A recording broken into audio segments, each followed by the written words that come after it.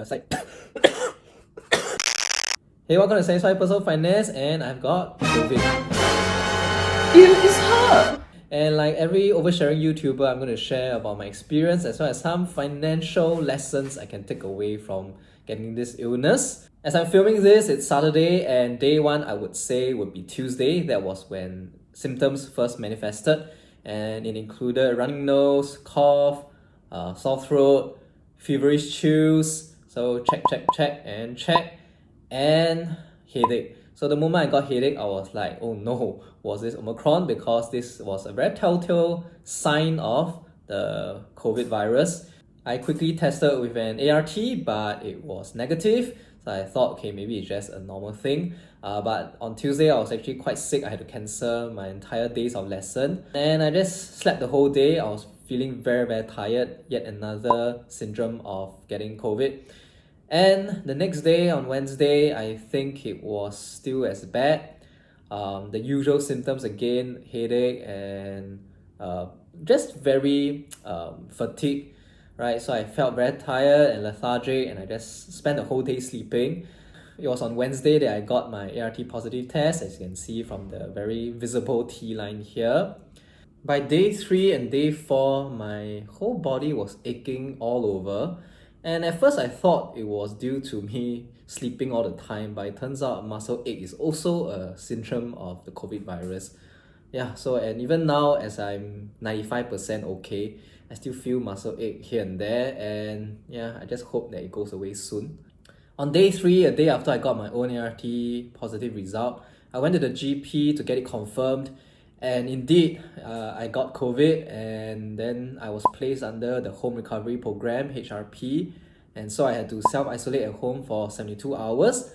And 72 hours later, which is tomorrow from the day I'm filming, I can take a ART test, and if it's negative, I'm actually free to leave my home. So I'm looking forward to that. On Thursday, I actually felt a little bit better, so I thought, hey, this COVID is nothing much, right? Third day, and I actually already feel okay, which is about the same as any other illness. Alas, on the same night, on Thursday night, I actually felt much worse, and it was due to the headache that just persisted even after taking Panadol. I had feverish chills throughout, but I never really had a fever, thankfully. But the headache was this dull sensation at the back of my mind, and it really just made everything very hard to function, and I just wanted to sleep to get rid of the pain in my head. I would say that the headache wasn't like a 10 out of 10 kind of pain. It was closer to 6 out of 10. But it was just consistent enough that it was quite hard for me to do anything, and I just wanted to sleep all the time because also I felt very tired the whole day.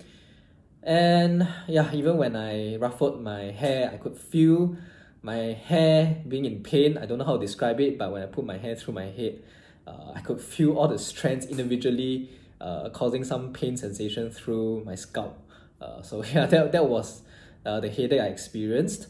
Friday morning when I woke up, it was the same thing, and I thought that this virus was going to be a very prolonged affair, but thankfully by the time night came, on day 4, Friday night, I think I felt 80% better. This morning I woke up, I was 90% well, and I managed to teach my lessons online. And as I'm recording this, I am 95% well, right? I hope it's not some kind of terminal lucidity, and I am actually turning for the worst soon, and this will be the last video you see on YouTube from me. The thing is, I didn't get my booster shot, and my second jab was in early August, which is more than 6 months ago, and I think they recommend you to take your booster about 5 months from your second jab. So I guess I could have had a shorter period of suffering if I had taken the booster jab, right? So, oh well. Luckily, Omicron is a less severe variant of COVID, although we still do not know what kind of long COVID syndrome it can bring about. I feel fine now, and I hope I'll continue to feel fine, except for a cough or two. I hope there will be no long-term effect to my health. So I think we are reaching the endemic stage where COVID is more or less like the normal flu. We fall sick, we stay at home for a couple of days, and then when we are well again, we can leave home. So that seems to be the way things are going, unless, touch wood, we get a more aggressive variant. I think the number one takeaway I can get from falling ill this time is that health trumps wealth. And this, I think, is a motherhood statement. Anyone can tell you that, but I think it's another thing to experience it for yourself. It's not a very major illness, but I think in the days that I was bedridden, I kind of realized this fact, and that it doesn't matter the class size or the sponsored posts that I was getting, and all these are true. I had to give them up and forgo income because I just couldn't do it because my health did not allow me to. So if you don't take care of our health, we will not be able to pursue our wealth effectively. Right? Another thing that I had also learned from this incident is in times of poor health, actually having some wealth also makes it more comfortable. It doesn't take away the pain and suffering, but I think it will add a level of comfort and convenience to minimize the discomfort from your pain and suffering. So luckily for me, I moved out, and therefore I can self-isolate from my family members much more easily than people who are living with their parents. And I was so fearful that my mom would have caught it, because I met her briefly on day one when I was still ART negative. And while it was quite an okay experience for me as a relatively young person, my mom is already in her 60s, and I was very fearful that she might catch it. Thankfully, she didn't. And that's one example I can think of where having the resources to move out allowed me to have this kind of isolation from my family. Also, as a self-employed person, every day of not working equals to another day of income loss. But luckily for me, I could take some comfort in knowing that I have savings to tide myself across a period of not working, and so I could just focus on sleeping at home and resting and getting my health back up. So if you see the site not updated for the past few days, that's why. It's not because I'm lazy this time, but it's really because I'm sick. Alright, for the first time since December, I have missed my upload schedule for YouTube. I've been uploading 2 videos per week for the past 2 months until COVID happened. Oh well, it's a once-in-a-lifetime pandemic.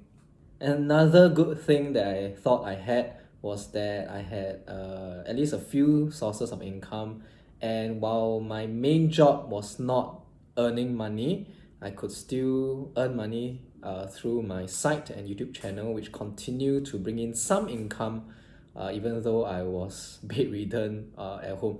Right, so the site continued to generate some ad dollars, my YouTube channel continued to generate some ad dollars, and people still continue to sign up through my links. So I really quite appreciative for people who do that. Now, the whole reason why I didn't get my booster shot in time was because I was trying to find the perfect time to fit it in to minimize any downtime to work, and I ended up having a lot of downtime because I don't have a booster shot and took so long to recover. Personally, I think it's a reminder not to take health for granted, and I think I feel a bit more determined to fire sooner rather than later, because the ability to continue working is not something that we will always have. So quickly save up, quickly be in a position so that you can have the option to stop working if you want to. Yeah, so if you have not gotten a booster shot, quickly go and get a booster shot. If you have not gotten your vaccination, wow, I cannot imagine how COVID will feel without vaccination. Yeah, so if you are not vaccinated by now, I don't think anything I say would persuade you otherwise. And there you have it, that's my COVID experience. Nothing dramatic, nothing new. I think a lot of people are catching it now. So it's just going to be the normal seasonal flu, I hope. And we can slowly move to endemic, and we can all travel again shortly. So I can't wait to get back to writing more stuff, filming more content. So check my Telegram group for more updates, and I'll see you next video.